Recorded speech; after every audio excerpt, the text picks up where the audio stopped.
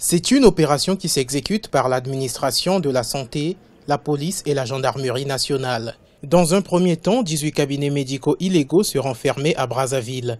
Cette opération enclenchée par le ministère de la Santé et de la Population s'inscrit dans la marche vers le développement. L'État congolais encourage le secteur privé de la santé. Il ne s'agit donc pas d'une chasse aux sorcières. Cette fermeture ne correspond pas à la chasse aux sorcières, mais à la préservation de l'état de santé des populations et au respect de la réglementation relative à l'exercice de la médecine dans notre pays. Pour ce premier jour, 4 cabinets médicaux ont été fermés à Mongali dans le 4e arrondissement et à Potopoto dans le 3e. Une saisie du matériel a été effectuée afin d'empêcher le fonctionnement de ces centres médicaux.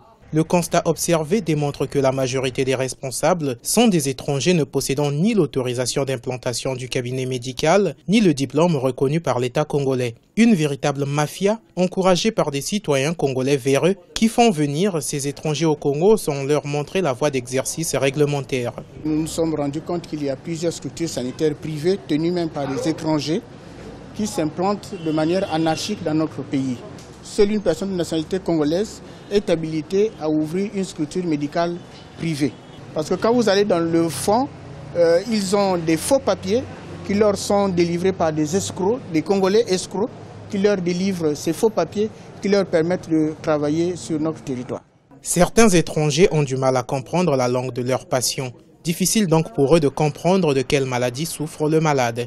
L'opération de fermeture des structures médicales illégales s'exécutera partout dans le pays où des inspections ont été menées ou sont en cours.